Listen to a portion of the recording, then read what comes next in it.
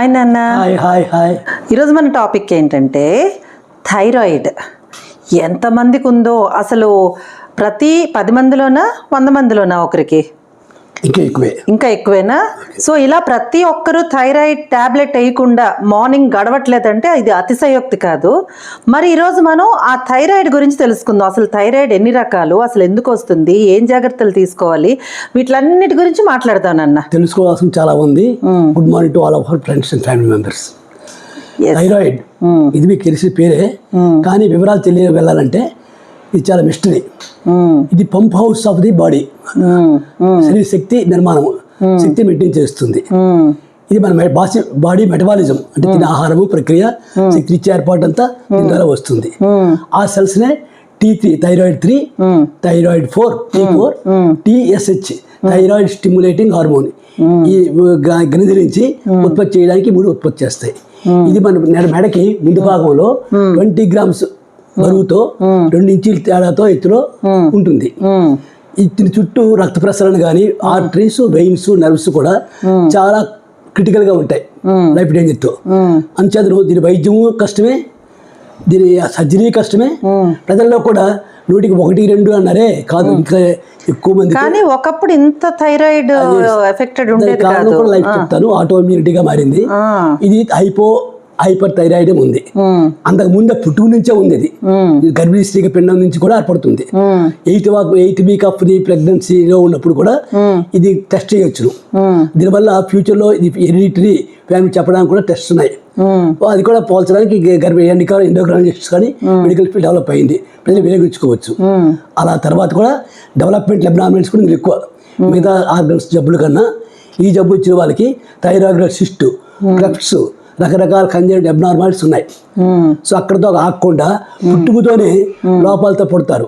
అవి కాకుండా హైపోథైరాయిడిజము చిన్నపిల్లలు పుట్టుక నుంచి వస్తే క్రిటినిజం అంటారు.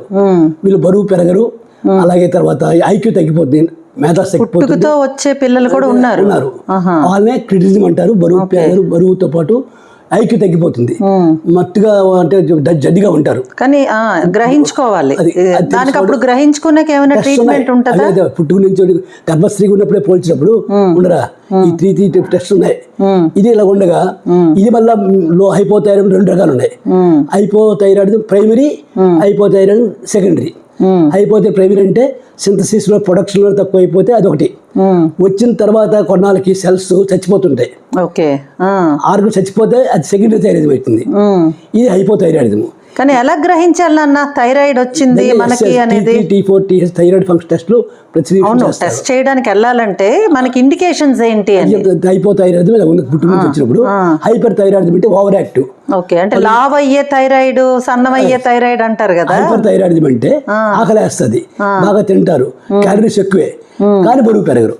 ఓకే, ఇదేంటి హైపర్ థైరాయిడ్? హైపర్ థైరాయిడిజం ఇంకా లేడీస్కి వస్తే అమెనేరియా ఉంటుంది, ప్రెగ్నెన్సీ పోతుంది, అబార్షన్స్ అయిపోతుంటే ప్రెగ్నెన్సీ రావడం కూడా కష్టమే. ఓకే, ఈ 2 టాబ్లెట్ వేస్తూ ఉంటే బాగానే ఉంటుంది. వైద్యం తర్వాత జాలి పెద్ద ప్రక్రియ, ఎవరికి ఆపరేషన్ చేయాలి అది వైద్యం. సో లేడీస్ తెలిసింది అక్కడ కన్ఫ్యూజన్. అలాగే మూడోసారి హార్ట్ పాల్పిటేషన్ పెరిగిపోతుంది, బీపీ పెరిగిపోతుంది, అలాగే చర్మంలో డ్రై అయిపోతుంది, కోర్సు హీట్ ఇంటాలరెన్స్, వాళ్ళు హీట్ తట్టుకోలేరు.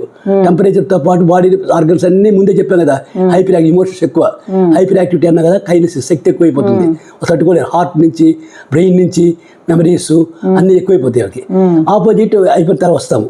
వీళ్ళకి ఎంత ఎక్కువ యాక్టివిటీ తెలివితేటలు అనుకుంటారో ఇలా ఉండగా హైపోకి వెళ్తే ఇలా రివర్స్, లావ్ అవుతారా, బాగా తక్కువ తిన్నా లావ్ అవుతారు. అలాగే వాళ్ళకి చెమట పడడం, తర్వాత వాడు హీట్కి టాలరేట్ చేయలేరు, అలాగే శరీరం థిక్ అయిపోతుంది, చర్మం.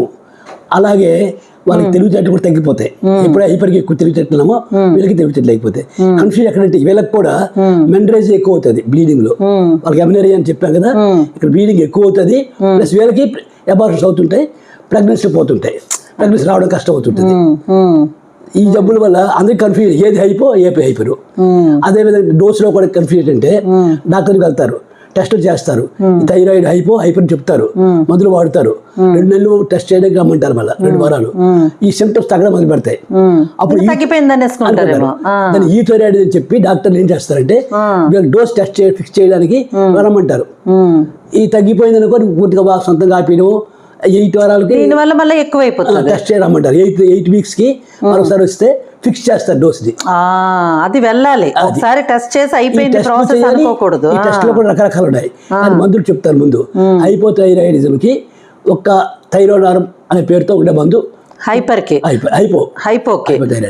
థైరోనార్మ్ వాడితే 25 100 50 డాక్టర్ చేస్తారు, మారుస్తుంటారు. ఇది ప్రజలు కన్ఫ్యూజ్ అవుతుంది. ఇది హైపర్ కి అయితే నియోమర్కజాల్ అని ఉంటుంది. అదే ప్రొపైల్ థయోయురాసిల్ అంటారు దాన్ని. ప్రొపైల్ థయోయురాసిల్, నియోమర్కజాల్ అంటారు మాత్రం పేరు. వాటితో స్టార్ట్ చేస్తారు. అక్కడ కూడా డోస్ ఇలాగే ఉంటుంది, తేడాలు ఎక్కువ ఉంటుంది. దీనికి హైపర్లో తేడా ఏంటంటే ఇంకా ఇక్కడతో ఆగకుండా ఈ సాల్టరీ అన్నారు కదా, ఇక్కడ ఐరన్ మెటబాలిజం వస్తుంది. ఐరన్ కంటెంట్ సీ ఫుడ్స్ లో ఎక్కువ ఉంటుంది, సీ సాల్ట్, ఫిష్ వగైరా ఉంటుంది. కొండ ప్రాంతాల్లో ఉన్న వాళ్ళకి ఇవి తక్కువ ఉంటుంది కాబట్టి అక్కడ ఎక్కువ కనబడుతుంది. ఈ ప్రతి కొండ వారికి ఒక మెడలో కాయ కనిపిస్తుంది, కొంచెం వాపు ఉంటది నాన్న. ఇది ప్రమాదం లేదు, కానీ అది కొండ వారికి ఉంటుంది. రివర్స్ గా సీ దగ్గర ఉన్న వారికి తక్కువ ఉంటుంది. సి ప్రాంతంలో ప్రజలకి ఇక్కడ రివర్స్ ఐరన్ కంటెంట్ ఎంత అవసరం బాడీకి 30 grams అవసరం అనుకో. మొత్తం బాడీకి 30 అవసరం అయితే ఆ ఉన్న ఐరన్ అంతా థైరాయిడ్ లో ఉంటుంది 80% పైన. అక్కడ రేషియో తేడా వచ్చినప్పుడు, మెటబాలిక్ తేడా వచ్చినప్పుడు హైపరు, ప్రైమరీ, సెకండరీ ఇవి కాకుండా జెనెటిక్ ఫ్యాక్టర్ HLA జీన్స్ ఉంటుంది. ఆ టెస్ట్ ఇది కారణం.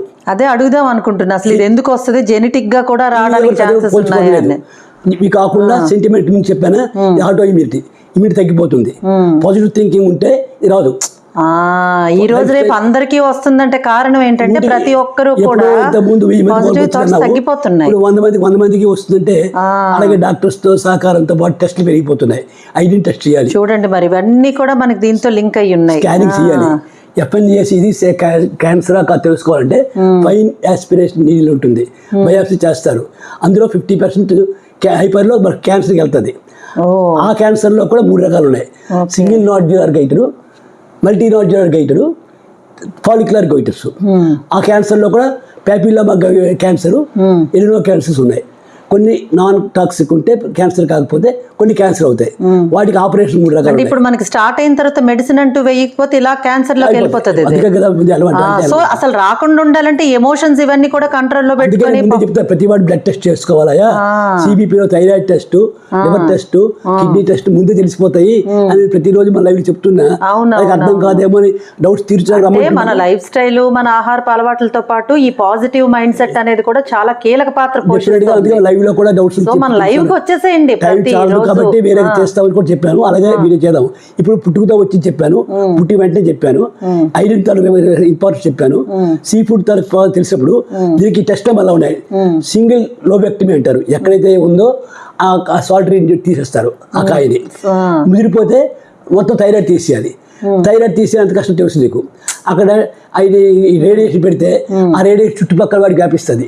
అందుకే ముందు చెప్పాను, ఇక్కడ ఆర్టరీ కానీ, వెసల్ కానీ, నెర్వ్ కానీ చాలా ఇంపార్టెంట్. వ్యాగస్ నర్వ్ అంటే బాడీ అంతా సప్లై చేయాలి. వ్యాగస్ నర్వ్ కట్ అయితే బాడీ నర్వ్స్ నర్వ్ ఉండదు. హిమిప్లియా కానీ 100 రెట్లు పెద్దది.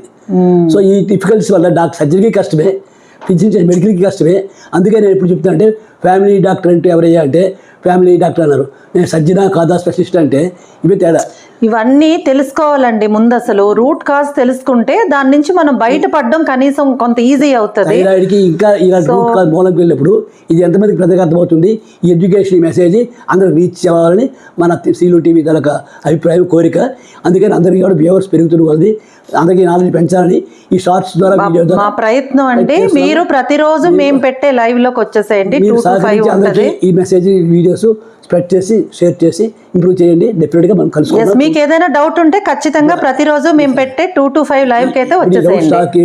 సబ్జెక్ట్ స్టార్ట్ చేసాం కానీ పూర్తి అవ్వాలంటే సిమ్టమ్స్ అన్ని రోజు డిస్కస్ చేసుకుందాం. రోజు చేద్దామండి. ఇవి బేసిక్స్, ఇవి బేసిక్ నాలెడ్జ్ కోసం. థ్యాంక్ యూ నాన్న, thank you so much. Thank you అండి.